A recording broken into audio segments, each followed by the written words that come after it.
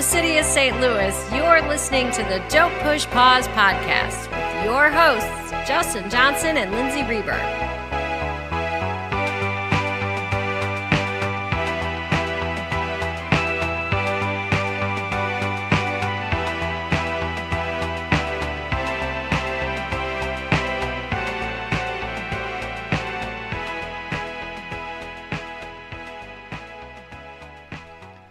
Hello, everybody, and welcome to Season 2 of Don't Push Pause podcast. Oh my God, we're back! Man, I know we were only gone for like a month, but it feels like a really, really long time.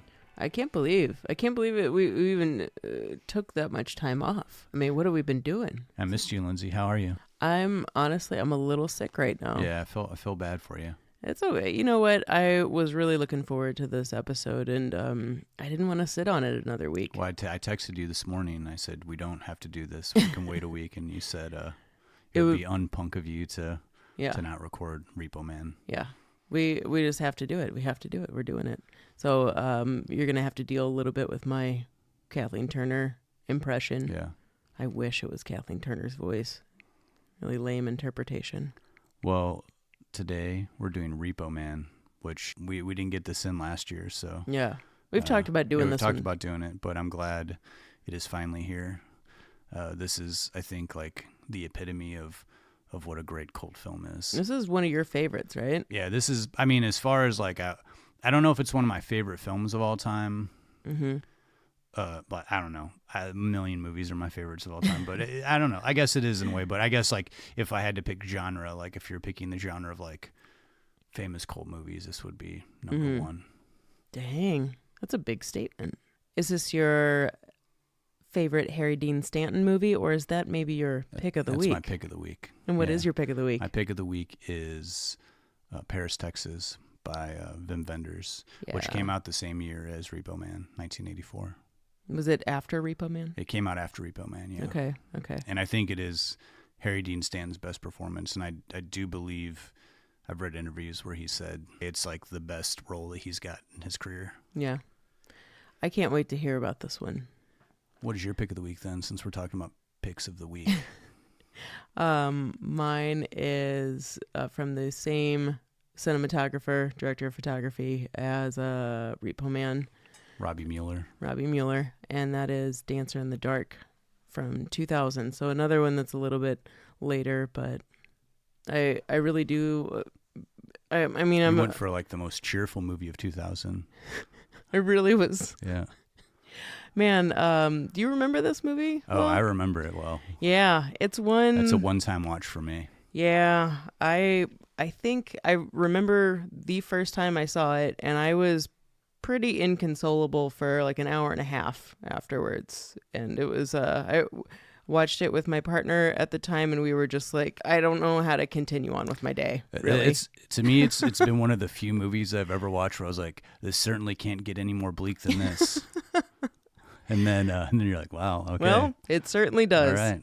I don't know, I'm not someone that gets turned off by a really sad movie at all. I by no means am not either. Some of my favorite movies are extremely dark, but devastating. Yeah, Dancer in the Dark it's a tough one. It is, but it's certainly no Repo Man. Yeah, Repo Man is, I think, a pretty fun movie. It's one of the more quotable movies, I think, and it is by no means 100% coherent, I don't think, but yeah, I do believe that it is one of the few films in cinema history that sort of glides along so many different genres and still manages to work like almost 100%. It's weird because it does teeter on, like it rides this lane of like, if it goes a little bit this way, it's going to go off the rails and you're not going to be able to follow it. Yeah. But it really, somehow by the end, you're still with it. Yeah. And Repo Man's one I've wanted to do for a while. Several reasons why I've wanted to do this movie. Number one, I've always been oddly fascinated with punk culture, like punk rock culture. Okay. Especially the interpretations of punk rock culture in early Hollywood 80s movies. Yeah. Which there's been many interpretations of it, a lot that I think are absolutely ridiculous and could be considered just exploitive and lame. Just lame, yeah. Yeah. And I think Repo Man is like, it doesn't feel like sort of like a cartoony version of punk, but it rides that line, and I think it is, as far as like getting it, I think that's what part of the reason why it makes the movie good and still hold up, because you're not seeing this sort of dated, ridiculous version of punk. And it also, like, there's a few scenes in the beginning that really feel like the camera just happened to be there in this scene, where there's like either a show or just punk kids hanging out and hitting each other. But it's not a movie that is relying on the look of punks necessarily, or that culture. It just is. Yeah, and it does utilize, I think, the authentic version of punk music of the 80s. It was really representing bands that probably not many people knew of outside of like Los Angeles. Mm-hmm. And the soundtrack is really good, and I think it wasn't it wasn't like Billy Idol on the soundtrack to like represent punk music or something like that. Or I think it had this more like authentic vibe, this authentic feel, all the way down to the representation of the music. Yeah. So talking about the music is definitely one topic we're going to be hitting on. Yeah, we'll hit on the music. Definitely we'll hit on the cast, because this is just the cast and crew. I mean, this is a movie that had just about everybody that worked on this film went on to have a pretty amazing career in Hollywood. I think this is one of those just very low budget, but it looks amazing. It sounds amazing. The acting is amazing. And then it also, it was a movie that people found out about it, and its success grew slowly. But I think that this movie, people are still talking about it, 30 some years later. So I think another thing we could talk about is, this might go back actually to a little bit of when we talked with Andre Gower and Henry McComas from Monster Squad and from Wolfman's Got Nars back in episode 11, talking about what is a cult movie. And this might be, because I think that this movie fits into a specific idea of what the original idea of specifically 80s cult movie. Yeah, we can break that down a little bit. So, and there certainly can be something, I think, that could be argued to the death of course, what, same thing with what true punk is, man. So we're going to talk about punk rock cult movies. Sorry. We're never going to sell out on this podcast. You're never going to hear a sponsor on this podcast. Cut to like 3 episodes later. Brought to you by Viagra. Right. Viagra. So, a lot to talk about. I think this is going to be a fun discussion. I've been excited to do Repo Man. And, it's we'll get into it. Director Alex Cox, a young director who I think, again, I always say this, but just I love it when a first-time director just knocks it out of the park with a great film. Yeah. And maybe where this movie got some inspiration, its origin, and maybe some things too about how I'm thinking one specific, the trunk of the car. Yeah. How it was inspired, and then how it inspired other things too. Yeah, and I think this movie definitely inspired quite a few directors and quite a few films. Mm-hmm. And we'll always round out. You get our picks of the week, which we talked about before. We'll round things out with our Murray moments. So before we get into our first clip from Repo Man, and it's gonna be hard to pick one for this movie. There's too many good ones. Can you kind of break down, just if you can? I know there's a lot going on in this movie. Yeah. Just the shortest version of what happens in Repo Man, please. Okay, I'm going to try. After he's canned from his job, the somewhat aimless, slacker punk rock type named Otto, played by Emilio Estevez, happens into hanging out with some of LA's down and dirty repo men. The guys who repossess cars when owners can't make payments or default on payments, whatever the situation may be. A very un-punk thing to do. After realizing he actually digs the job, though, Otto gets a tip on a car worth $20,000 and also happens into a girl who claims that there are 4 dead aliens inside the trunk of the car, which are emitting radioactivity the more that they decay. And this cargo in the trunk of the car can then vaporize anyone that sees it or comes across it. I think that that's the best way that I can summarize it. There's a lot going on. There is, but no, that was a good summary. Yeah, I appreciate you trying to break that down, because it's a tough one to kind of really get into it. You weren't seeing, unless you've seen this movie, you weren't exactly expecting that alien detour, were you? Yeah, no. So we'll go to our first clip, Repo Man. We'll come back. This is going to be fun. We'll talk about some Repo Man. See you soon.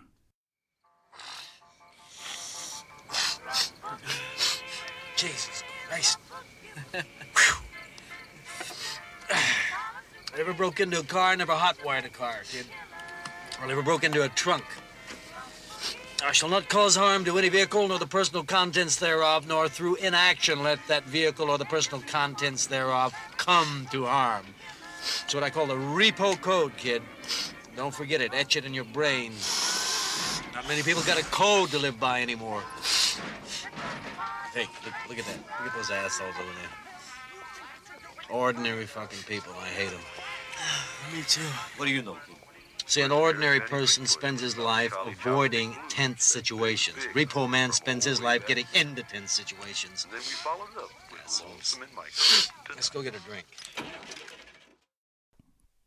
This is a movie that really pops. Like, the dialogue, to me, does have this sort of 40s, like, Humphrey Bogart, like, with everybody saying "see," you know, like, you know, it's like, you gotta understand, see, but it still feels fresh. It doesn't feel like this movie's trying to do like some sort of like homage type thing. I mean, it certainly is borrowing, I think, from movies, just sort of very pulpy movies of the 50s that were, you know, didn't have big budgets, but they didn't necessarily have. And I guess a movie to speak of that, it was one that I had heard of but I'd never seen, was Kiss Me Deadly, which this movie definitely borrows, I think, not only the presence of the lead character in Kiss Me Deadly, but also like the infamous trunk light that comes out, which is happens at the end of Kiss Me Deadly with the box that she opens up has this light. And we might want to say that what that is in Repo Man. I don't know. Before we go into that, sure. In Repo Man, if you haven't seen it, basically the car that all these different characters are like trying to track down, that's supposedly holding four dead aliens, and is like filled with radiation. Whenever someone opens the trunk, which is in the opening scene of the movie, it basically like disintegrates this police officer who pulls over the guy who's driving the car through most of the movie. Anyone who opens the trunk, this light comes out, emanates, and they're just obliterated. And you never get to see what's in the trunk. That's sort of the mystery. I mean, it's said in the movie what supposedly is in this trunk, but you never get to see what it is. Very much like the suitcase in Pulp Fiction, you know, that you just see this glow of light. It doesn't disintegrate anybody, but you don't know what it is. But I believe both Pulp Fiction and Repo Man borrowed from a 1950s movie called Kiss Me Deadly. I like this movie. Yeah, and Alex Cox said he borrowed from Kiss Me Deadly, which came out in like the mid-50s and is very pulpy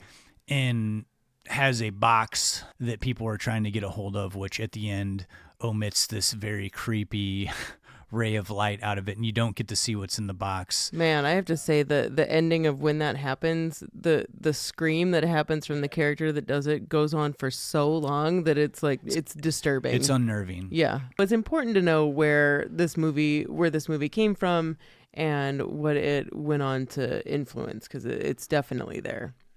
Again, you know, kind of going back to what we were saying in the beginning, it's just so rare to me when the movie works that can be such a hybrid, weird film. Because it is a hybrid. It's a science fiction movie. It's a crime drama. It's a comedy.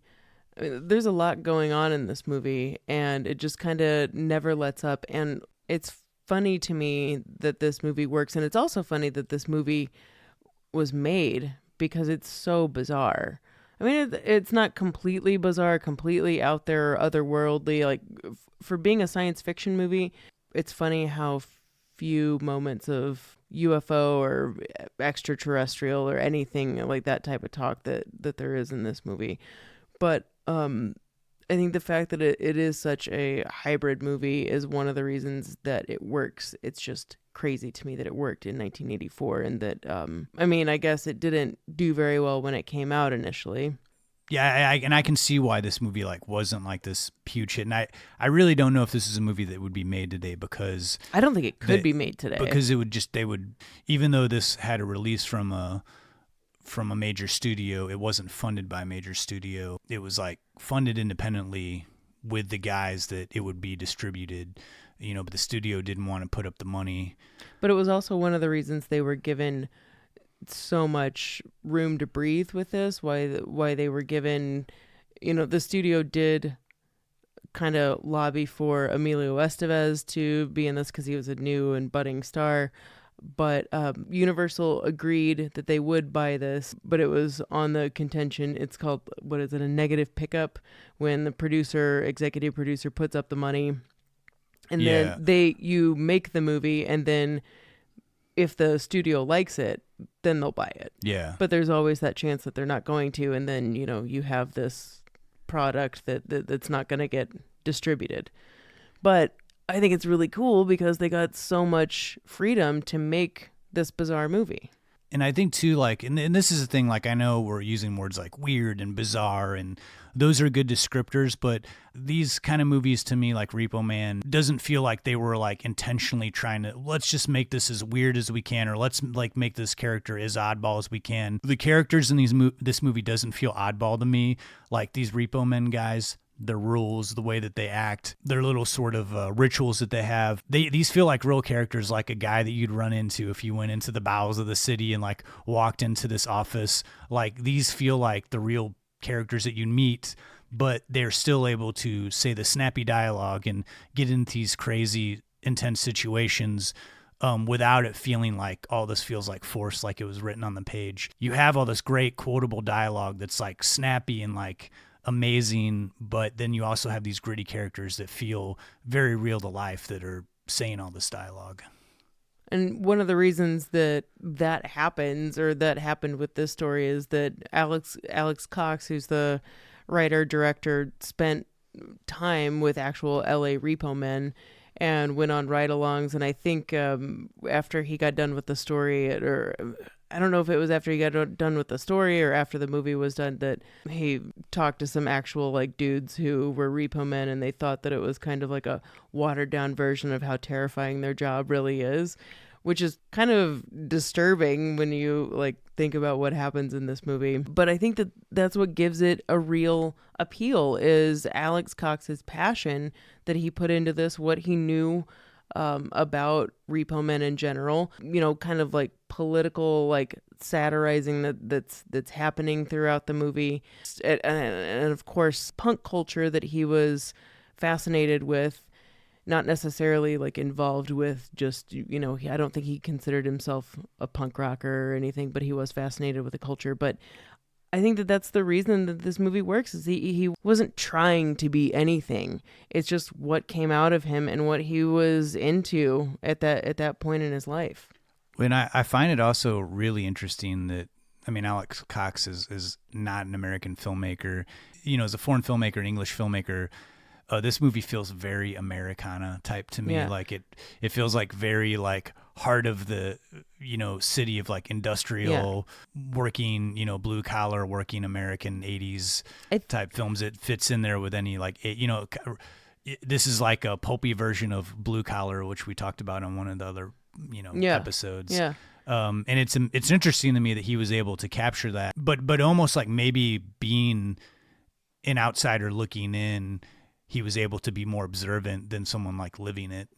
So yeah, he came over to the U.S. from England and went to UCLA film school. I think he was a pre-med grad and but was interested in films. But he felt like American culture was somewhere where he could actually make the stories that he was looking to do. So he came over here, went to UCLA, and then that's kind of how this started. Repo Man was not his first dive into writing or making movies at all, but it was certainly, I think, the biggest thing at that point in his life that put him on the map. Yeah, he'd done a couple of short films, but certainly not a feature. This was his full-on first feature. Originally, Dick Rude, who plays one of the punks, Duke, in Repo Man, had the story Leather Rubbernecks and showed it to Alex Cox. They kind of workshopped some things together, and that's what happened with Repo Man. And yeah, hooking up with 3 producers to help you actually make this happen, you can see the progression of how this story just added, or how the story of Repo Man just kind of added more people, which made it stronger. And it wasn't just Alex Cox. He wouldn't. I don't think he was strong enough at that point in his career to do everything that this movie ended up being. And we should move on to our next clip, but I wanted to say one short thing because Robbie Mueller, who's the cinematographer of this film, I think Alex Cox was very fortunate, and Alex Cox has said in interviews where they were shooting for the stars, like they were like, if you could get any cinematographer, because they did have someone in mind, and they were like, this stuff's not very good, and so they were like, if you could have any cinematographer you wanted, who would you have? And he said Robbie Mueller, who was already Robbie Mueller is a Dutch cinematographer who had already built a long-lasting relationship with Wim Wenders, had already probably shot like 20 to 30 features. Yeah. And I just wanted to say like a quick thing with Robbie Mueller because he is connecting our picks of the week. He shot Dancer in the Dark. He shot Paris, Texas. And he is a very unique cinematographer. He is very much known for shooting night exteriors and making them look natural, and also doing like beautiful day exteriors, like using natural sunlight as also to capture like beautiful images and beautiful compositions. And I think that for a low budget film that was made by a first time director, there's some just gorgeous visually striking moments. Repo Man, along with like John Carpenter's like Assault on Precinct 13, both of these films were made for like relatively cheap budgets, but they feel like when you watch them, they look like they were made for millions and millions of dollars more than what was put into them. Yeah. And I think a lot of that has to do with the cinematographers that they were working with. Robbie Mueller's one of the greats. I love Robbie Mueller. He's one of my faves. R.I.P. Passed away not too long ago. Yeah. So we'll go to another clip from Repo Man. We'll come back. We'll talk about the cast. We'll talk about the punk culture happening in the 80s in America. Otto? Yeah, I'm here, man. The lights are growing dim. I know a life of crime led me to this sorry fate.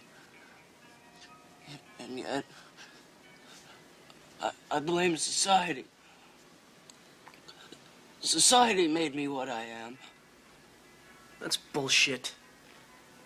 You're a white suburban punk, just like me. But it still hurts.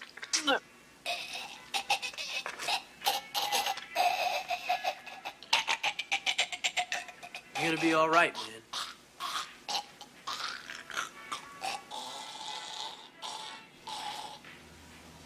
Maybe not. So starting out talking about the cast, I think, like you were saying, Dick Rude, who plays Duke in the film, one of the main punk rock guys, who has the great line of, "Yeah, let's go get sushi and not pay." Not pay. He was originally pegged as the lead, but the studio wanted a name, and Emilio Estevez was pretty hot at the time. He had been in a number of films and was about to break out, and I do think that it was the right choice to go with Emilio Estevez. I think he really does encompass a guy who's like not totally punk, not totally anti-establishment, but he is kind of like, and I think you used the term like floundering, which I think is a good way to describe him. He's just kind of a floater. He doesn't really have an identity. Everything that happens is he's very malleable. And I mean, even the idea of Otto starting out, and we assume he's like a punk rocker, but he's kind of like, for want of a better word, he's kind of like soft for a punk rocker. He really happens into being a Repo Man with pretty easy for him to fall into it. At first he's like, yeah, F that, but like he falls into it. He just kind of goes along with everything. And, you know, like we were saying with Kiss Me Deadly, that's what happens with that character too. But with Otto, he's he's just kind of like gonna roll with this. Yeah. And even up until the ending, and I mean we'll get to the ending, but I think there's almost some innocence that comes along with Otto's character, but it's also he's not punk. He's not a business guy. He's not really. He's just kind of there trying to find himself. Yeah, and I like that he has this like very basic look about him. You know, he kind of looks like an all-American boy, but he does have a little edginess to him. I think Emilio Estevez, like I've always liked him, and I think that he does have this like high energy exuberance. He has, I think, one of the best movie laughs of like any actor. But I do think that he is one of those actors that never got, it was hard for him to like, I never bought him as like an older person. So like movies where as soon as he like was in his like 30s and 40s, he was never somebody that I think like got out of that young, he just always is like young in my mind. Like I could never buy him as like an older character.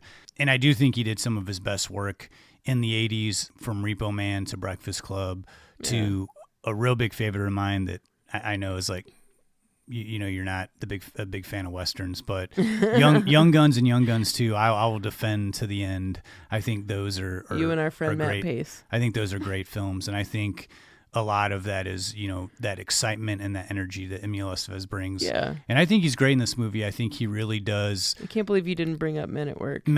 Yeah. But I do think that he's like basically our guide. He's our tour guide through this city of Los Angeles, in this underbelly of the city. He is our tour guide through all these scenes and all these different characters, and the way he handles the scenes and the way he handles himself.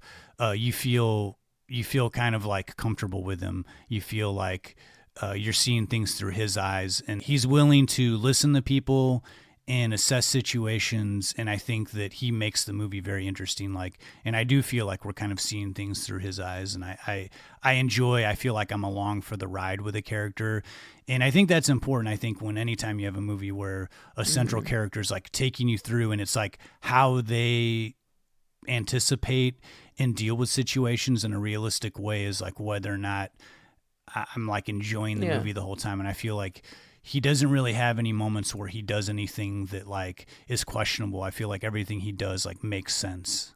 Yeah, it's almost like he's kind of like the control character. You're kind of waiting for him to have some type of like gumption to do something, but the whole progression of the story is him experiencing it, but it's what makes us able to identify with him. And I think had someone like Dick Rude taken over for this role, like he plays Duke, I mean, like a straight up punk, and he kind of looks aggressive, and he doesn't have the softer appeal that I think you need in order to identify with the Otto character, personally, at least to me. Yeah, and then maybe he could have done it. Like, you know, I don't, yeah, maybe you know, he could have. and you know, maybe he would have had a breakout career, but I do think that just the look and the vibe of Emilio Estevez was the right choice.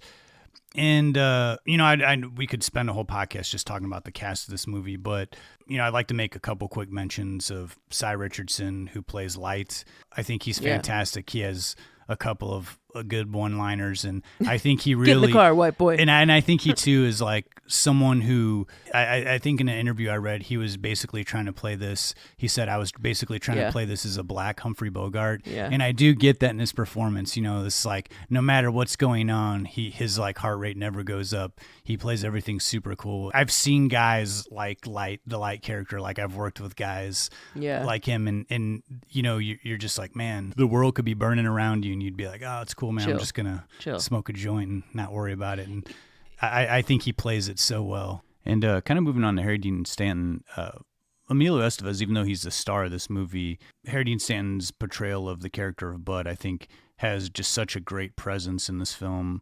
I know you have strong opinions about it as well. I mean, I think Harry Dean Stanton is for me the standout character in this movie. I kind of love everything that he does, including how his character does a complete 180 halfway through the movie. But I love that about him, because at the end you're like, yeah, his character totally would do that.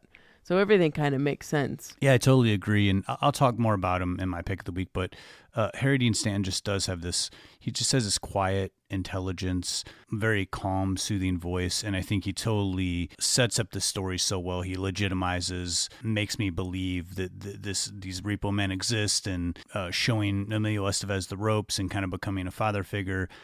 He really, I think, is the key to helping sort of connect all the characters and connect us to the world of the repo men and what they represent. And I do, like you said, he's such a smart character, but he does sort of contradict himself. Like, you buy into all these beliefs and these codes that he has, and then he contradicts himself, and you want to be angry about it, but in some ways I think it makes you love him even more. So we try to briefly move through some of these other characters. So many characters in this movie, and they're so rich, even though some of them just share a tiny bit of screen time. I think they make a big impact. And so many eccentric characters, and one of the most eccentric is the Miller character, played by Tracy Walter, and he works at the shop with the repo men. He seems kind of almost like a throwaway character a little bit, but he has this spiritual quality about him. He seems to see things that some of the other guys don't. He's way more peaceful than the other guys. I mean, maybe not peaceful, but he's what would you say? I would say peaceful. Yeah? He has and he has a particular like cadence in his voice. Yeah. And he is like, all these other guys are like very, I think they're the like pumped up macho guys. Yeah, this guy's doing a shaman dance to like heal Emilio Estevez when he gets beat up. And even when they're all are trying to tell Emilio Estevez, like, tell us the name of the guy that beat you up. We all want to basically go out tonight and beat him up. Yeah. And they're all like getting all pumped up about it, and like the Miller character, Tracy Walters' characters, is still just kind of like clipping his hair, and he's like unaffected by this whole like machoism that's going on. Like he's not functioning on like straight testosterone. And for most of the movie, you're just kind of like, what is going on with this guy? And I think we'll talk in a little bit about the kind of little philosophy that he brings up that kind of runs all throughout this movie. And I do like what you say. Like, I think in another movie he would be totally a throwaway character, because I think that his character, you could play this too quirky and too weird to where it would just be like, okay, I get it. He's like the strange guy that's gonna come up later. But he plays it in a very strategic way that's like subtle enough to where he is weird and like hippie-ish, but you are listening to what he says, because you don't think that he's like totally, he's not playing it like a total like crazy person. No, he's enough in the background that you're like, what's going on with this guy? But then there's so much to distract you. He's not the distracting part. I want to make a short mention of Xander Schloss, who plays Emilio Estevez, Otto's friend Kevin, because I think he does play this like pitch perfect, like sort of slacker nerd character that I think later on, like, you know, I would definitely say like Napoleon Dynamite is like clearly influenced by the Kevin character.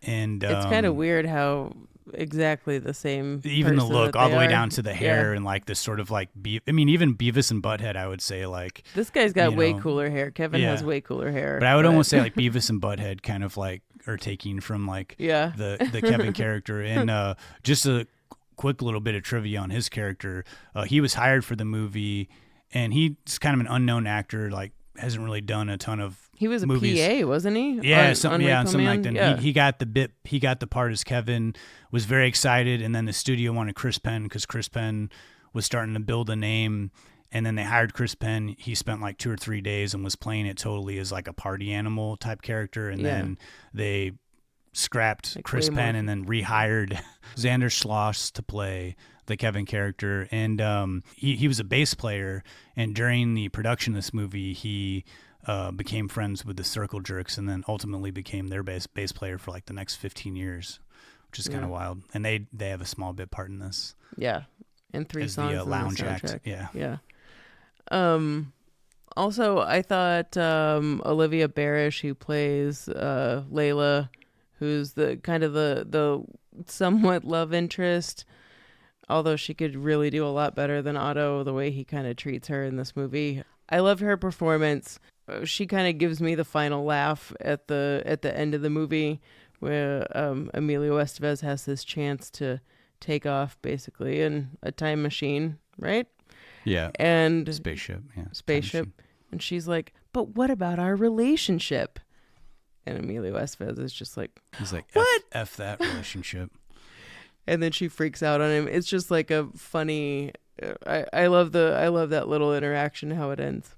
Blu-ray, I have like the casting director is in on the commentary, and I think she did a great job of like, man, yeah, it's bringing all these people together. It's so strong, even down to like the weird guy J. Frank Parnell, who's the lobotomized scientist that's driving the Chevy Malibu with these aliens and radioactive cargo. Yeah, that guy who was thought of originally to be Dennis Hopper, which I could have seen that totally going to Dennis Hopper, but I'm really glad it went to this guy because he's so bizarre and perfectly placed in each scene. Yeah, the casting director, I would be interested to see if this cast were done with any other ensemble piece, if it would have the same effect, because everybody just works so well. And also wanted to make a mention of Del Zamora and Eddie Velez, who play the Rodriguez brothers. They play another set of Repo Men that are sort of they're like the competition. They're the rival to Harry Dean Stanton's character, and they have the infamous, awesome, sort of almost like a drag race scene in the viaducts where they're driving through the water. But they also are searching for the car, and I think they have a couple of great comedic scenes in the movie. And Vanetta McGee, she is she's not a Repo Man, but she's, I guess, the secretary at their office. She plays a solid role and kind of comes into play a little bit more later. She's awesome, and also had a pretty long-standing career too in the 70s. And I think lastly for me, Miguel Sandoval, who plays Archie, is kind of like dopey punk rocker who gets obliterated by the nuclear whatever is happening in that trunk. But Miguel Sandoval is very, very still active in his career. He's kind of one of those guys that you see in so many movies or TV shows or whatever. He shows up in a lot of stuff. And I love it when he makes fun of Duke for being scared to open up the trunk. That's and ultimately becomes Archie's doom. And so he makes fun of Duke, and Duke's like, "Just for that, you're not in the gang anymore." So funny. Anyway, this cast, we could go on. I mean, there's a hell of a lot more people we could talk about just in little bit parts that are so strong. But I think there's no wasted moments. No. For everybody. Everybody plays this like pitch perfect, and I think it really brings the movie to life. It makes the movie so like vibrant. I'll want to get in real quick to talk about the punk culture and the early 80s film, Hollywood and the soundtrack film, and the soundtrack. I think Alex Cox, was more influenced by punk music from like the UK in the 70s, because and probably that's why he was interested in 80s punk rock, coming out of Los Angeles. Punk very much became popular in like the East and West Coast. And in the early 80s, a lot of bands, Black Flag, The Germs, Circle Jerks. Would you consider the Minutemen punk rock? Yeah.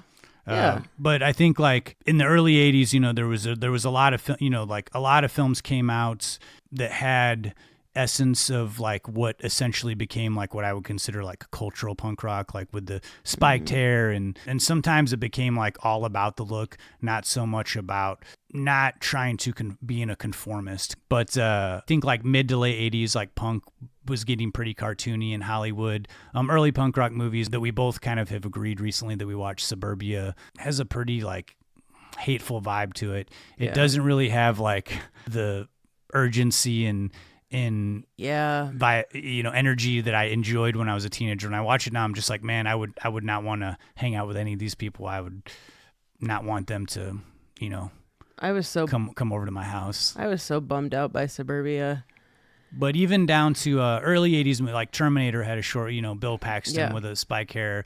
Later in the, mid 80s, we had certainly going into pop influences, even all the way down to like, I think like, if you consider like Dudes a punk rock film, or like, I would even say like, that sort of crossover where like Desperately Seeking Susan, like sort of that pop punk, like kind of look of like, you're dressing to like fit make a statement. I think those types of movies are the ones that I grew up on, which were the more mainstream ideas of like what punk was, and that being like Return of the Living Dead for sure. But I love and adore that. But it's a comic book version of what punk was about or what it was. And even, you, Justin, you and I were talking about the after school special, the day my kid went punk. You should look that up on YouTube. It was just a lot of what kind of mainstream culture took from, first, second, and third wave punk and made it kind of like this mainstream version. And I think Repo Man, while not completely suffocating that idea of what punk is, or wanting to just have like I said, like a comic book version of it, I feel like it's one of the grittiest and most real depictions of what was at least the LA punk scene at that time. And one of the main reasons that Repo Man had any type of redistribution, because when it initially was released, it was in theaters for a week and it did so poorly that it was pulled. One of the reasons that it was redistributed was because the soundtrack was released and it had sold like 50,000 copies, and enough eyes were on it that and enough people were buying it.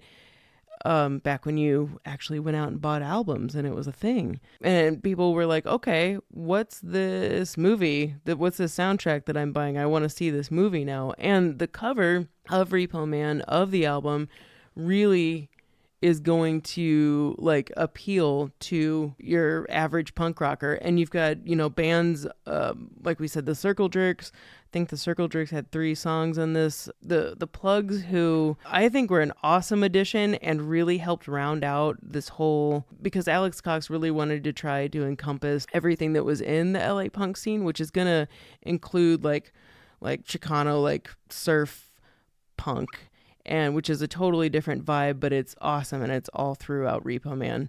So like the Plugs had 3 songs. Fear, let's see, Iggy Pop, who has the main Repo Man theme song, and Iggy Pop's usage in this movie really helped brought about a resurgence of his career, because he was kind of in a bad place at that time, and Alex Cox went to him, and he was not making anything at that time, and this kind of reinvigorated his career. And the interesting too about the soundtrack of this movie is that you really didn't, I mean, up until this point, there really weren't too many movies that had like a heavy, like multiple band, like rock soundtrack. I mean, certainly you had a few movie soundtracks that had like one signature song, like Harry Nilsson from In That Cowboy, or Simon and Garfunkel doing some songs for The Graduate, but this was like multiple bands that were kind of breaking out in Los Angeles that were like relevant to that moment in time, to that city, to that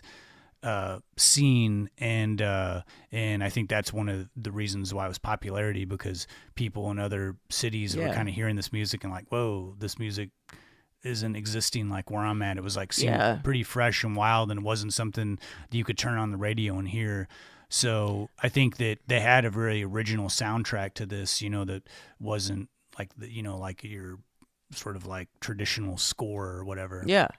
And with bands like Black Flag and Suicidal Tendencies was on the soundtrack too. These were all bands that we all know now, or at least if you like this genre of music, you know who they are. But this was when, we didn't have the internet, and like local Southern California bands, it had to be distributed on a like mass market.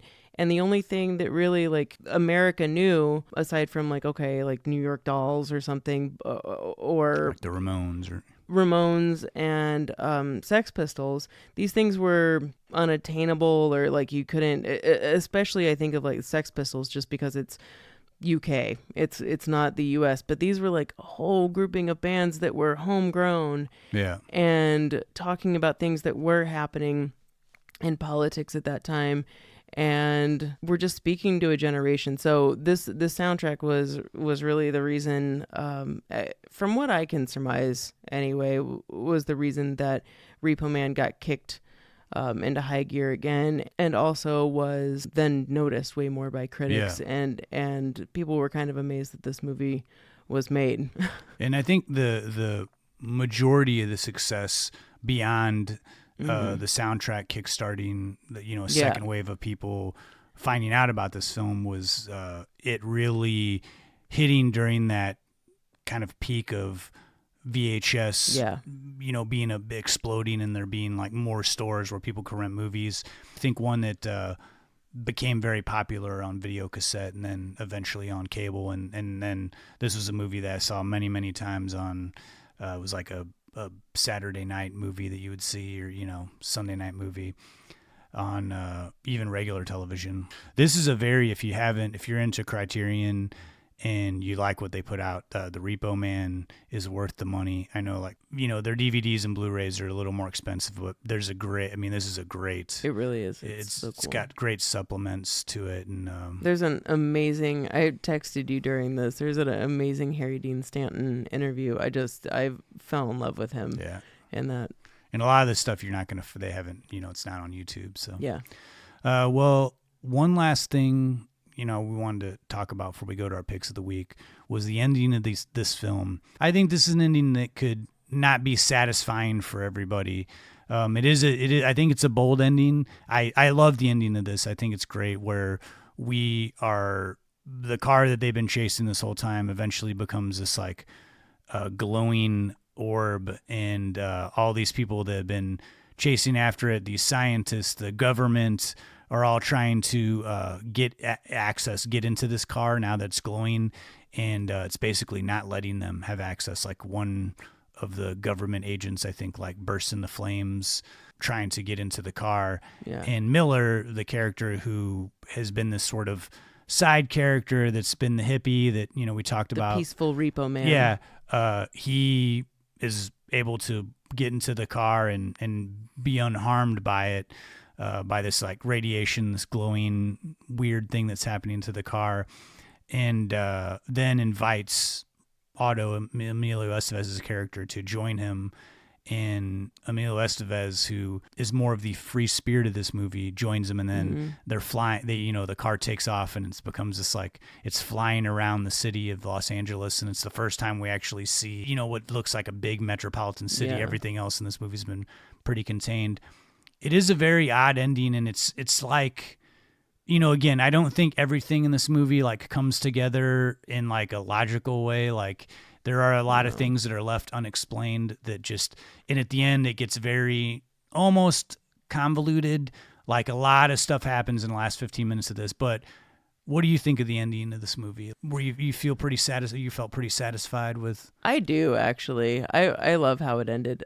I appreciated that it played up more of the science fiction angle, because it for being considered a part sci-fi movie, it does lack a lot in that department. And so this idea of kind of bringing it back to aliens or time travel or something being radioactive due to outer space aliens, to me really helped kind of bring it all together. I mean, we've already have throughout the movie, we know that the government's trying to recover this car.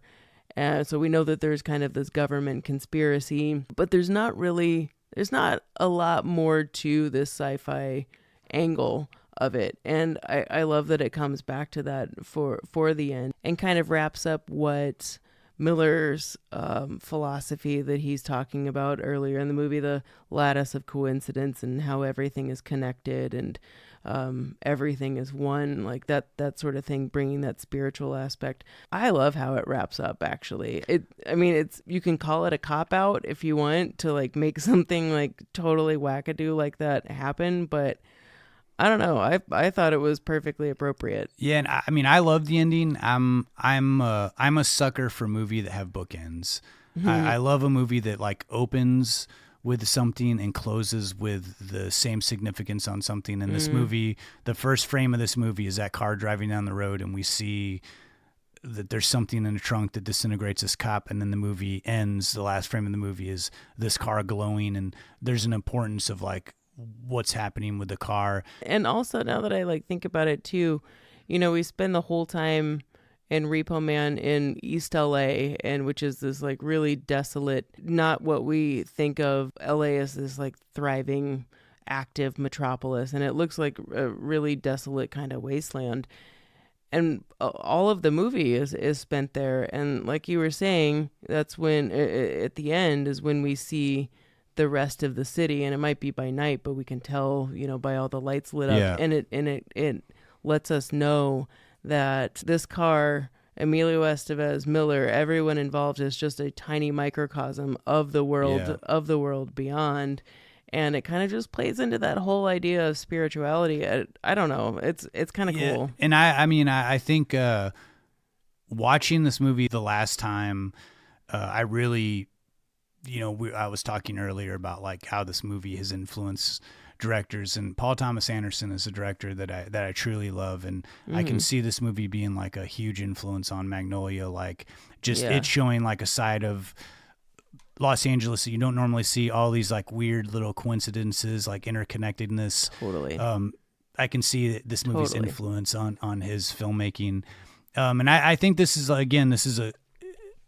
the ending of this like totally shows that sort of idea that all these little weird things could happen all over the world. And like, you know, and that, and say the same thing with how silly kind of some of the alien stuff with this movie is. It's not so silly in the sense of like, you know, you do hear all these stories of people that say, oh, I saw an alien sighting. It was this flashlight or it was this, and how this movie very much could have been that flashlight of them flying across the, riding in the cars. Like someone saw that and was like, oh, I thought I saw like a UFO in the air.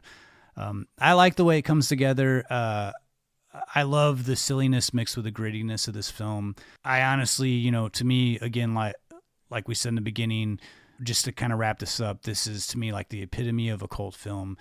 If you feel a cult film is something that's like a little bit outside the ordinary, that a group of people love, and I think, you know, love a film in a sense of like, this is kind of a strange movie that not everybody in the world knows about, but it's like, not only do I think this is like kind of a weird, quirky little film, but it's also one that I like truly love. Like I know all the lines, like I'm kind of like obsessed with, and I think like this is one of those movies that really like people don't like just like Repo Man. It's like you're kind of like, I've seen that movie, or you're like, no man, I love Repo Man. It's like one of my favorites. Or maybe you're somebody that thinks that a cult movie is one that the movie failed at the box office and then was a sleeper hit at video stores and was hard to come by, and it was word of mouth, and that's what makes it a cult movie. It is that too. I think it is just really like all definitions of a cult movie. Repo Man is that. And when I think of the word cult, I think of like cult and culture, and I think something that like surpasses just like, it's not a fad. It's not like a moment in time. You know, this movie came out 35 years ago, and there's still screenings of it that are done. There's a Criterion edition. There's a Criterion edition. It's like, this is a movie that's been written about and talked about, and people still admire, and it's been influential, and it's like very much like maintained a longevity and like has this like long lineage of people still finding out about it, and it continuing to grow. And that's great. And if this is a film like you haven't seen, is as odd and different as this movie is, like I think like anybody could get into this film. I think it's really worthy of multiple viewings. I think it's a very significant and an important movie for American cinema. Yeah, I could not agree more. Well, let's move on to our picks of the week. I know that we're running kind of long, but there's a lot to. This was a fun one. I know I probably talked more. You love this one. I love this movie. I think I probably talked a lot in Ghostbusters. You know, things happen. Yeah, we get really impassioned. Well, let's talk about our picks of the week. Yeah. I went. So both of these are connected via Robbie Mueller, cinematographer of Repo Man. Why don't you tell me about Paris, Texas? I'll tell you about Paris, Texas. It's also connected via Harry Dean Stanton, who one of my favorite actors, and I also think this is like the role of his career. And this is also, I will say, in my top 3 favorite films of all time. And I say that with all sincerity. I know that I say there's a lot of movies like this is one of my favorite films. Paris, Texas is in my top 3. I would have said that this was your number 1. Yeah, Paris, Texas is in my top 3, if not my number 1 favorite film of all time. So Paris, Texas, written by Ellen Kit Carson, adapted by a story from Sam Shepard, directed by Wim Wenders, and shot by Robbie Mueller. I don't know that there's a film that has ever come out that I think really gets to the heart of like regret, loneliness, despair without being totally like the bleakest movie that's ever come out. I mean, this movie has so much depth to it. This movie also, I think, is like plays as a mystery film. So the story is fairly simple. It's about a man named Travis, played by Harry Dean Stanton, who has been aimlessly wandering around, presumably for multiple years. He's in the opening of the film, he's finally reached the point where he's like wandering through the desert and basically collapses. He's rescued by a doctor in the town, and the doctor contacts his next of kin, who is his brother, played by Dean Stockwell, picks him up from the southern Texas town that he's been wandering around the desert in, takes him back to Dean Stockwell's home in Los Angeles that he shares with his wife. And what we soon to find out is Harry Dean Stanton's 6-year-old son. Harry Dean Stanton is basically not said a word, almost like a state of shock. Slowly, it's like a mystery of figuring out like, what happened to him? Where has he been for 4 years? Why did he leave his son? Where is his wife and the mother of the child that he left? It's slowly revealed the wife is drifted away, and Harry Dean Stanton finds out about her, so he wants to travel to reconnect with her, and he's starting to rebuild his relationship with his young son. The movie takes its time. It's a very meditative, it's a very slow film, but I think for good reason. He slowly develops a relationship with his son, played by screenwriter Ellen Kit Carson's actual son, Hunter Carson. He has the same name in the film, Hunter. He's about 6 or 7. He travels with Harry Dean Stanton, and they go to try to reconnect with his mom, in which this is still a mystery to us, and they basically go to her place of work, sort of like a peep show where you go in and there's a woman there that there's like a phone, and it's one of those mirrors where they can't see you, but you can see them. And there's a phone where you can talk to them and have strange conversations. But Travis, played by Harry Dean Stanton, the first attempt that he makes to talk with her doesn't go too well. He kind of like shies away.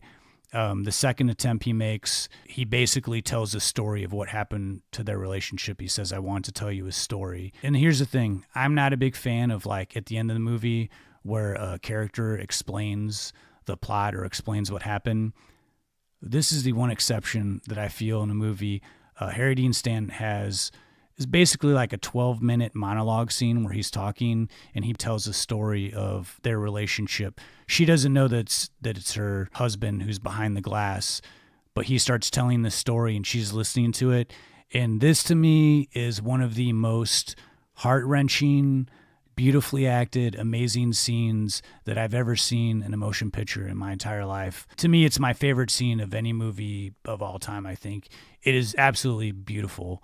After that scene happens, all the connectiveness, everything about these characters and like what he's been through kind of like washes over you, because you find out that he's not been the best person in the world. He's just been a terrible, terrible person. And you are hit with all that regret that he has and that pain that he has. I won't give anything else away. Like, this is a movie that I think there's an open-endedness to it. This is a movie that I've loved for 20 years. This has been one of my favorite films. I would say this is a movie at least 10 times in my life I've loaned to people, and they've told me they didn't make it 20 minutes into the film. And I understand that completely. I'll say the first time that I watched Paris, Texas, I absolutely hated it. And I don't think I made it all the way through. And then maybe a year after that, I watched it. And the third time I watched this film, I know that's crazy. Like some people, you watch a movie once and you're done. I'm one of those people, man. I'll hate a movie and I'll for whatever reason, like if I hate a movie real bad, I want to watch it because I think I missed something or whatever. It bothers me. So I have to go back. The third time I watched Paris, Texas, there's 2 or 3 scenes in this movie that absolutely left me in tears. I mean, just like left me sobbing. This is a very emotionally affecting film. I think it requires multiple viewings, and I know that maybe that's a bad thing about a movie if you feel like you have to watch it multiple times. But I think that once the mystery is revealed and there's all these intricacies to the character and all these layers are like realized, you really get to the heart of this thing. And I think that the way it's made, the why it's so paced so slowly, it's perfect. And also it has a beautiful score, lap steel score by Ry Cooder. The cinematography by Robbie Mueller in this is, I think, one of the most beautiful films ever shot. Some of the scenes in this movie are almost like distractingly gorgeous. And Harry Dean Stanton in this movie, I think, plays such a battered soul. There's a couple scenes where he just really digs in so deep. I mean, I feel like he gives a performance of a lifetime. There's also a particular scene where, and I could go on, I could do a whole podcast just talking about this, so I'm trying to make this short, but there's a particular scene that always breaks my heart. Harry Dean Stanton is walking across this bridge, and it's just a slow shot. We're slowly following Harry Dean Stanton as a profile as he crosses this bridge, and there's a man who's like screaming at the top of his lungs, and he's saying, like nothing matters, like the we're all doomed, we're all gonna die. And he clearly seems like someone who has like some sort of mental illness. And finally, we're able to see both of these guys in the same frame. And Harry Dean Stanton has to get around this guy to keep moving because there's only so much room on the sidewalk of this overpass bridge. And Harry Dean Stanton doesn't stop to talk to him, but he kind of gives him this sort of pat, and he kind of moves around him, but it's sort of this sort of like, it's going to be okay. Like, I understand, I hear you, I'm listening. And I think a lot of what this movie is about understanding and listening and trying to keep an open mind. And even though people can do like these sort of horrendous things, there is like a way to like turn things around. There is like forgiveness out there.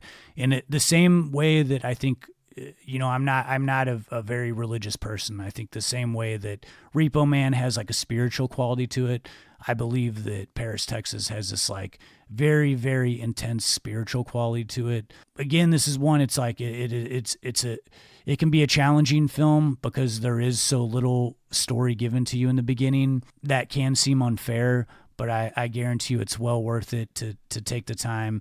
If you're able to watch this movie on the biggest screen possible, it is my dream to one day. I've always wanted to see this, really pristine print of this projected in the theater. Like that would be, if I could see that before I die, that'd be a dream come true. But anyway, that's Paris, Texas.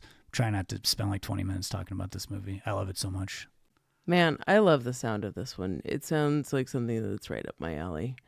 All right. Well, I blabbed about way too long on Paris, Texas. No, you didn't at all. Let's go to your pick of the week, Dancer in the Dark, also shot by Robbie Mueller, a movie that I've only seen once, and I'll probably only watch once in my life, but I did think it was a beautiful yet extremely bleak film. What can you tell me about this movie, which I know you've probably watched twice this week, which I find to be very amazing?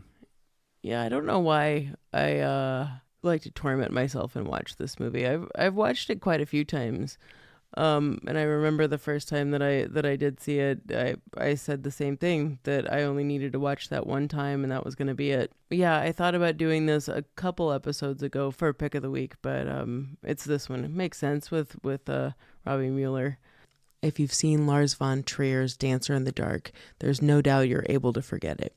Robbie Mueller, as we said, also the DP of Repo Man, he helped create the beautiful vision for this film.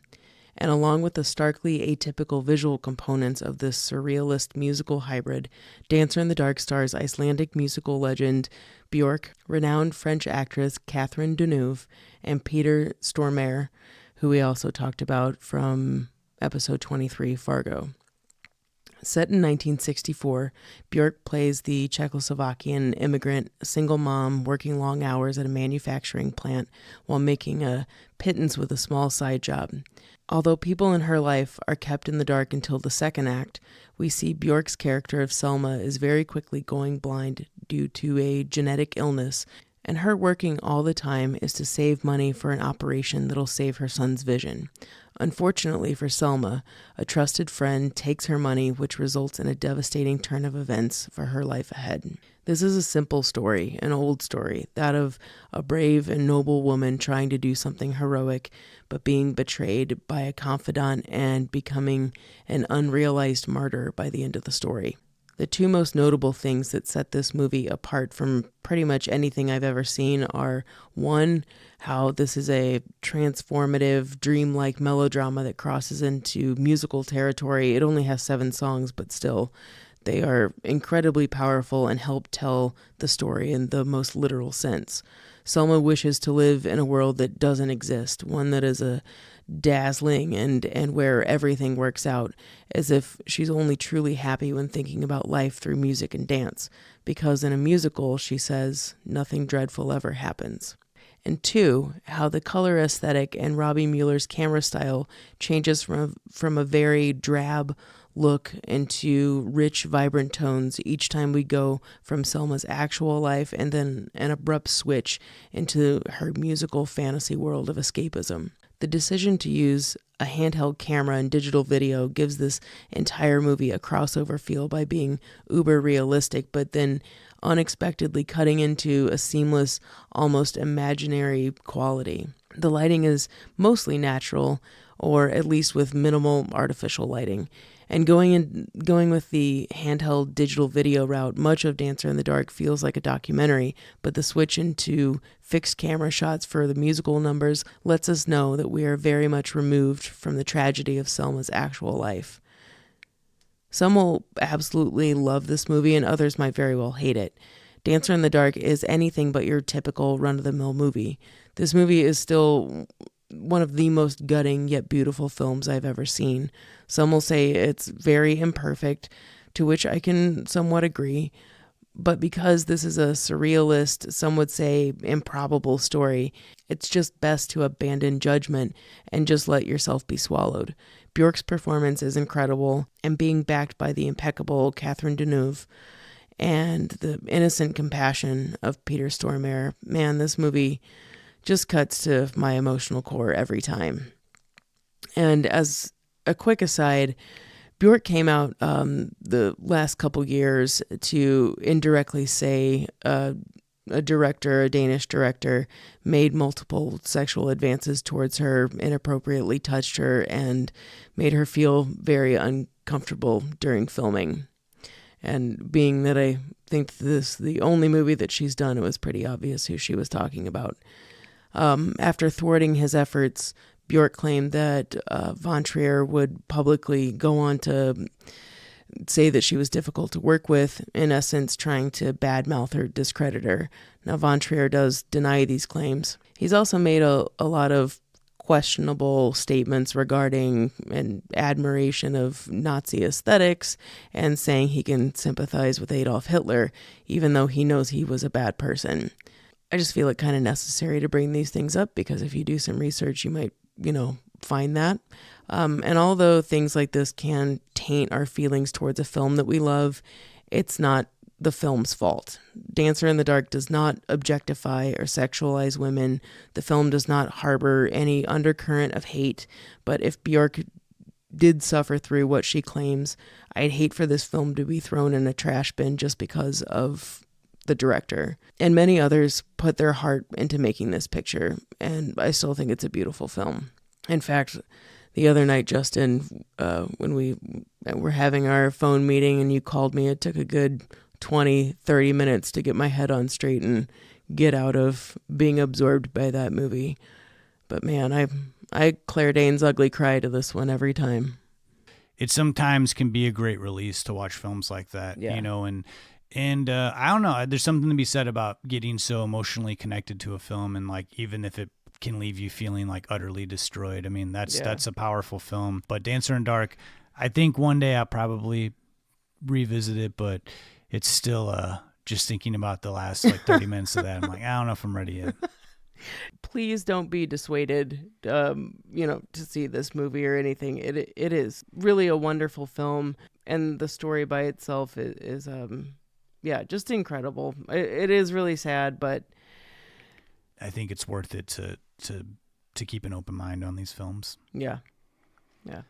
Well, those are our picks of the week: Dancer in the Dark and Paris, Texas. We really went dark compared to Repo Man. This has been a darker than I thought. It's been a long episode with, but it's good. These are all movies that we have real feelings about. Yeah. But let's move on. I have no idea what you're gonna do. Maybe things are about to get darker, or maybe they're gonna be lighter. I just don't know because I don't know what you're gonna do. But here's your Murray moment.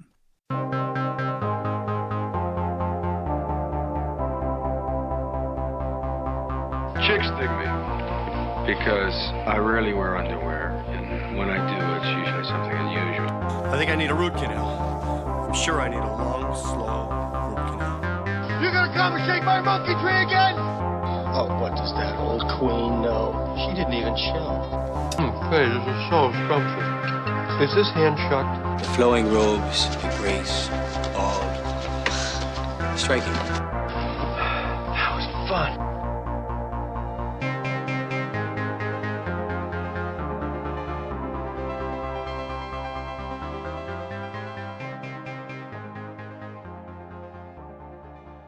I gotta say, this is gonna be the most depressing Murray moment you've ever heard. I'm just kidding, Justin. It's not.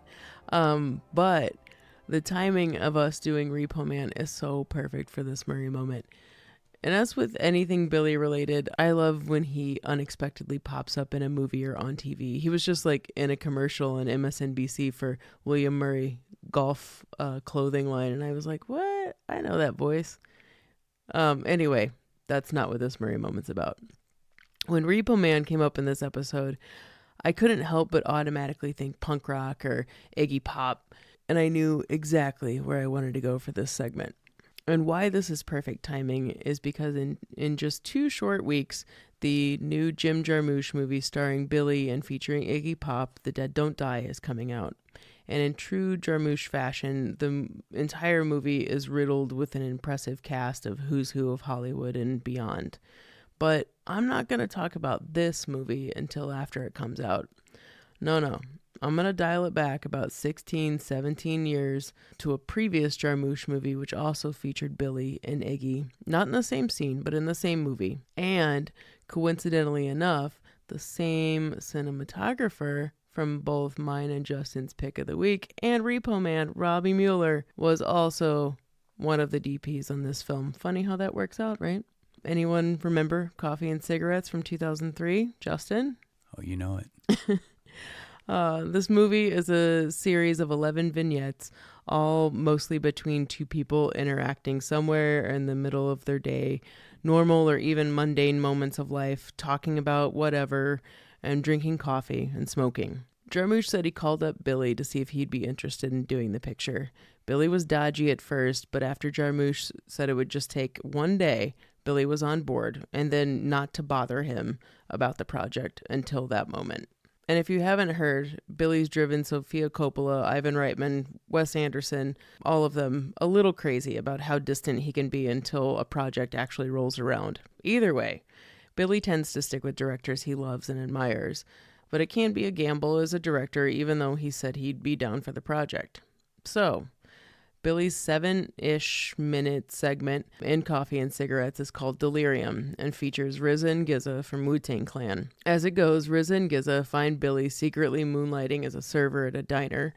Billy offers the guy some coffee, and being as health conscious as they are, RZA and GZA decline and continue to drink their tea.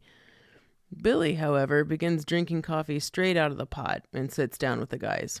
And then the guys start schooling him on how coffee is so bad for him and that it can give him serious delirium, and maybe that's Billy's problem. Afterwards, Billy has this nasty cough after lighting up a cigarette, and RZA checks him on that one too, enlightening him as to why smoking is so bad for his health. But Billy figured anything that contains ingredients that once were used as an insecticide must be good for you, right? Are you a bug, Bill Murray? RZA and GZA ask him. What's particularly funny and inside about this scene is because Jarmusch took it directly from his friendship with RZA, who actually had been studying alternative medicine for quite some time in his life at that point. In the scene, RZA tells Billy how to help with the smoker's cough, and that's to gargle with half hydrogen peroxide, half water, or even oven cleaner, but I'm not so sure about that one. And that'll help him. And in real life, Jarmusch was witness to RZA giving some well-educated alternative medical advice to a friend, and then later Jarmusch hit up RZA on how to get rid of a bad cough he was experiencing. And so I know this is, more of a reflection back on a little bit part in Billy's life, and I kind of piggybacked off of a previous Blink and You Miss It Billy bit part back in episode 28, but I couldn't pass up this opportunity since both Iggy Pop is in Coffee and Cigarettes and Repo Man. His scene is also one of my favorites too, meeting up with Tom Waits in a diner and pretending like they both can be non-smokers who can just have one cigarette once in a while. It's pretty funny. So as of 2019, Iggy and Billy have been in 2 movies together, and I can't wait to see The Dead Don't Die.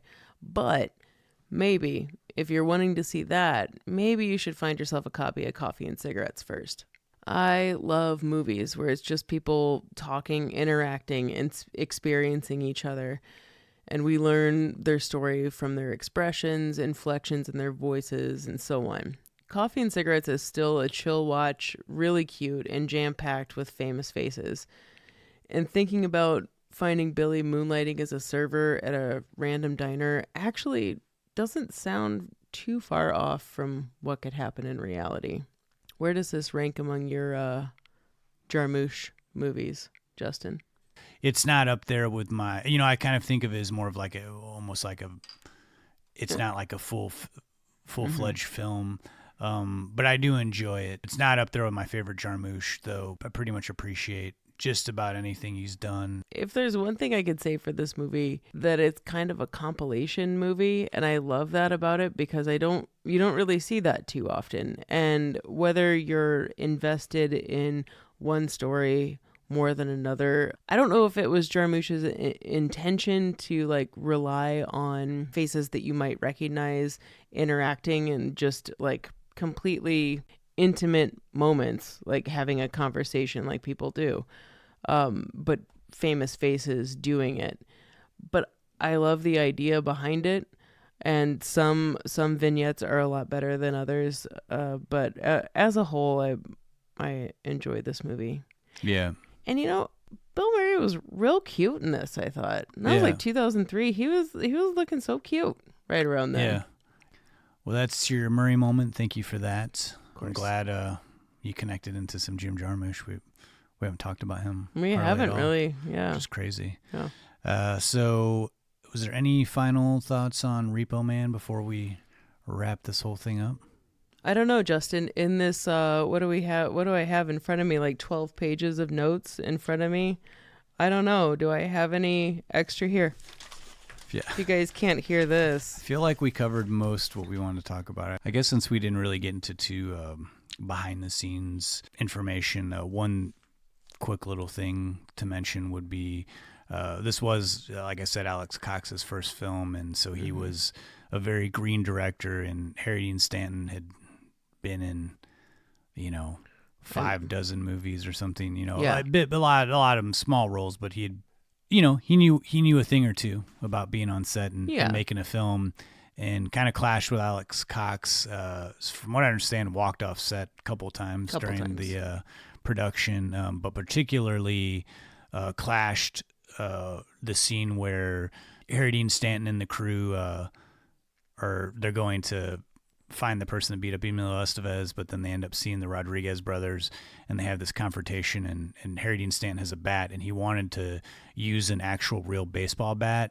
So he had a real baseball bat, and he was swinging it around, and Robbie Mueller Harry Dean Stanton got mad at Alex Cox, but it was actually Robbie Mueller, cinematographer, that was like, I'm not going to keep shooting if you're going to be swinging a real bat. They wanted him to use like this sort of prop bat, but he didn't feel like it would have the same intensity. Granted, I'm not a fan of putting anybody in a dangerous situation, for like art, but I will say that it is one of the few scenes that doesn't play as like intense and realistic. It does feel like it's a little pulled back, and I don't know if like Harry Dean Stanton purposely didn't give it his all because he wasn't allowed to do what he wanted to do. Because it is one of the few scenes in the movie that doesn't feel as gritty. It feels like it wasn't going all the way.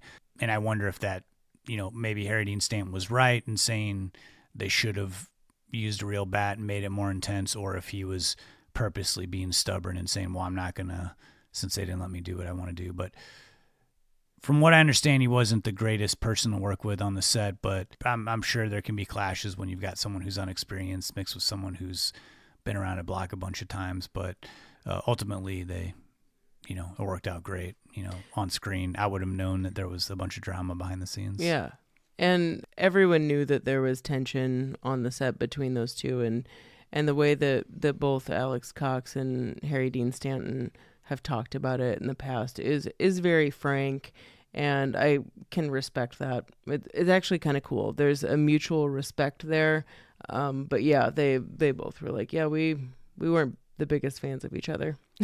And one last thing I'll say, like related to Harry Dean Stanton, not so much to Repo Man, but Harry Dean Stanton passed away very recently as well, along with Robbie Mueller's.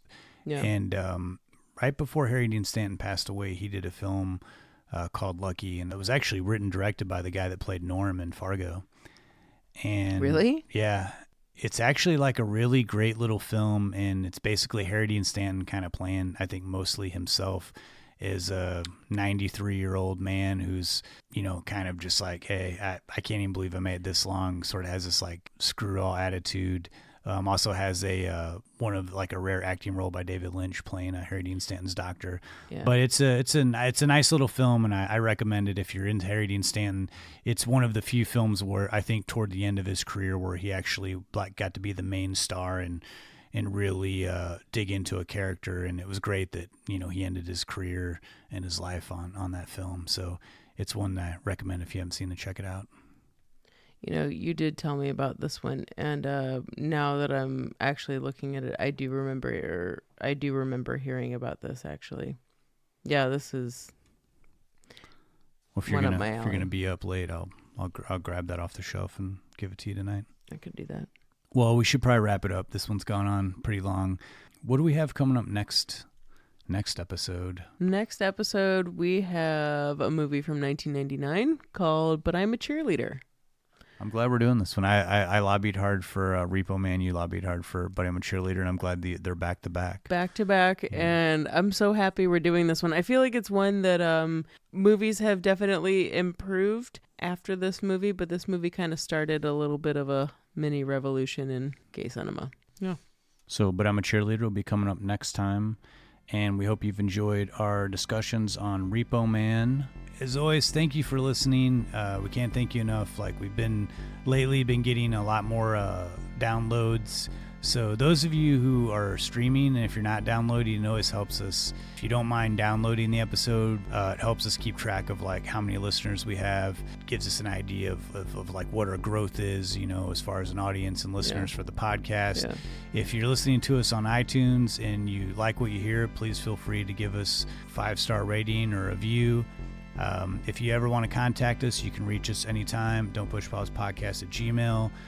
We're very active on Facebook and Instagram and Twitter at Don't Push Pause Podcast. And you can always listen to our current episodes as well at don'tpushpausepodcast.com. Again, can't thank you enough for listening. This is the first episode of our second season. We're starting fresh. I think we've got a lot of exciting films coming up this year that I'm excited to get into and talk about. Yeah, I'm pretty stoked. I've loved all of our previous 29 episodes. Yeah. But man, I'm really looking forward to the new season. Yeah. Until next time, I'm Justin Johnson. And I'm Lindsay Reaper. Thanks for listening.